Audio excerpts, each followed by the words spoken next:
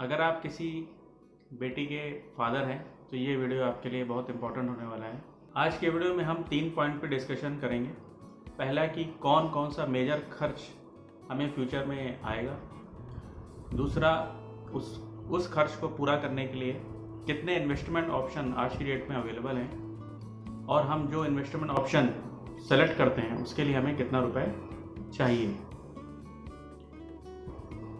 और लास्ट में मैं ये भी बताऊंगा कि मैं कौन सा प्रोसेस या कौन सा तरीका फॉलो करता हूँ, तो इसे लास्ट तक ज़रूर देखिएगा। और चैनल को अभी तक आपने सब्सक्राइब नहीं किया है तो सब्सक्राइब कर दीजिएगा। नमस्कार दोस्तों, रिच इंडियन चैनल में आपका स्वागत है। फर्स्ट है कि मेजर खर्च, बच्चों की जो हमारी बेटियां हैं, जो बच्चे हैं, उनके लिए मेजर खर्च 2 आते हैं। फर्स्ट तो आता है उनका हायर एजुकेशन में, जो करीब 12th के बाद होता है। 18 साल की एज में एक मेजर खर्च आता है और दूसरा मेजर खर्च आता है 25 साल की एज में, अराउंड जब उनकी हम शादी करते हैं। तो इसके लिए हमें कितना टोटल कॉर्पस चाहिए। हमें एक मेजर लमसम चाहिए 18 साल की एज में और दूसरा चाहिए 25 साल की एज में। तो आइए जानते हैं कि हम टोटल हमें कितना अमाउंट चाहिए रहेगा। अगर हम आज की डेट के हिसाब से देखें तो हायर एजुकेशन में करीब 15 से 20 लाख रुपए का खर्चा आता है और दूसरा शादी में भी करीब 20 लाख के आसपास का खर्चा आता है आज की डेट में।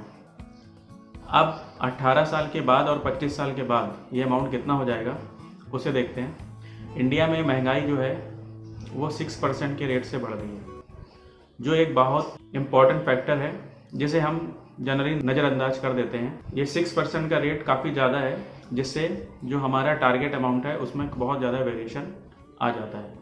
अभी आप कंप्यूटर स्क्रीन पे देख सकते हैं कि जो 20 लाख का, जो हमारा 15 से 20 लाख का एजुकेशन का खर्चा है, वो 18 साल बाद 58 लाख रुपीज़ हो जाएगा। यानी हमें 18 साल के बाद 58 लाख रुपीज़ तो चाहिए उसके हायर एजुकेशन के लिए। दूसरा, उसकी शादी के लिए 25 साल के बाद 6% का जो हमारा महंगाई है उसको कंसीडर करते हैं तो हमें 87 लाख रुपीज़ चाहिए। तो टोटल हमारी बेटी के लिए हमें कितना कॉर्पस बचा के रखना पड़ेगा, 87 प्लस 58 लाख, तो टोटल हमें 1.4 करोड़ रुपीज़ का कॉर्पस बनाना पड़ेगा। अब हम देखते हैं कि हमारे पास कौन कौन से इन्वेस्टमेंट ऑप्शन अवेलेबल हैं। पहला तो हम एफडी करा सकते हैं, दूसरा सुकन्या में निवेश कर सकते हैं, थर्ड है हम गोल्ड में निवेश कर सकते हैं, फोर्थ है म्यूचुअल फंड्स में निवेश कर सकते हैं, फिफ्थ स्टॉक्स में निवेश कर सकते हैं या फिर प्रॉपर्टी में निवेश कर सकते हैं। अब हम जानेंगे कि अगर हमें इन 6 जो निवेश के ऑप्शन है, अगर हम उसमें निवेश करते हैं तो हमें हर निवेश के हिसाब से कितना रुपए निवेश करना पड़ेगा, तब हमारा टारगेट कॉर्पस हम अचीव कर पाएंगे। तो अगर हम एफडी कराते हैं, इंडिया में एफडी का रेट 6 से 7% है। अगर हम 6 से 7% लेके चलते हैं, अब हमें 18 साल के बाद 58 लाख रुपये चाहिए।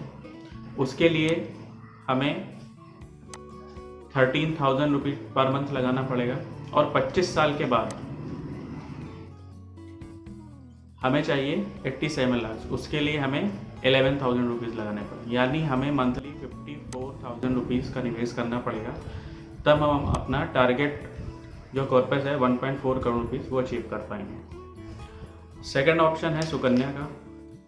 इसमें हम टैक्स सेविंग का भी फ़ायदा ले सकते हैं। सुकन्या करीब 8% के अराउंड हमें रिटर्न दे रहा है। उस हिसाब से 8% रेट के हिसाब से हमें टोटल कितना अमाउंट निवेश करना पड़ेगा। हमें 58 लाख के लिए 12,000 और 87 लाख टारगेट के लिए 9,000 का निवेश करना पड़ेगा, यानी हमें टोटल 21,000 पर मंथ रुपीज़ लगाने पड़ेंगे। अब हमारा थर्ड ऑप्शन था गोल्ड। गोल्ड का जो हमारा अभी तक का जो रिटर्न है वो अराउंड 9% के अराउंड है, 9 to 10। लास्ट ईयर उसने 12% का रिटर्न दिया है। हम 9.5 अगर लेके चलते हैं तो हमें गोल्ड में टोटल अपने 2 टारगेट के लिए 10 + 7 17,000 रुपीज़ हर मंथ निवेश करना पड़ेगा। उसके बाद हमारे पास म्यूचुअल फंड का ऑप्शन अवेलेबल है। म्यूचुअल फंड का जो रिटर्न है वो 15 से 17% के आसपास रिटर्न दिया है म्यूचुअल फंड ने। अगर हम म्यूचुअल फंड में निवेश करते हैं तो 58 लाख के लिए हमें 5,000 रुपीज़ का निवेश करना पड़ेगा और 87 लाख के लिए हमें 3,000 रुपीज़, यानी टोटल हमें 8,000 रुपीज़ का निवेश हर मंथ करना पड़ेगा, तो हम अपना टारगेट अचीव कर सकते हैं। स्टॉक्स में आते हैं तो स्टॉक्स में अराउंड 15 to 20% का रिटर्न है। अगर हम 17 भी कंसीडर करते हैं तो हमें मंथली अराउंड 6,000 का निवेश करना पड़ेगा। अब किसी के पास अगर अभी करंटली काफ़ी पैसा है और वो बल्क में निवेश करना चाहता है तो प्रॉपर्टी में निवेश कर सकता है। प्रॉपर्टी का जो रिटर्न है 10-25 ईयर्स में 9% के अकॉर्डिंग उसने रिटर्न दिया है, तो उसके लिए हमें 2 प्रॉपर्टी में निवेश करना पड़ेगा। एक तो 18 साल के लिए और एक 25 साल के लिए। 18 साल के लिए हमें आप देख सकते हैं 12.5 लाख रुपीज़ का हमें निवेश करना पड़ेगा एक प्रॉपर्टी में, जो हमें कितना रिटर्न देगा 58 लाख का। और दूसरा हमें दूसरे प्रॉपर्टी के लिए 10 लाख रुपीज़ का निवेश करना पड़ेगा, जो 25 ईयर्स में हमें 87+ रिटर्न देगा। तो ये 6 तरीके हैं, ये आपको मैंने बताया ये 6 तरीके जो अभी हमारे पास निवेश ऑप्शन अवेलेबल हैं, और किस निवेश को चूज़ करने के लिए हमें हर मंथ कितना रुपीज़ लगाना पड़ेगा। एक बार हम रिवाइज कर लेते हैं। अगर हम एफडी में निवेश करते हैं तो हमें टोटल मंथली 24,000 का निवेश करना पड़ेगा।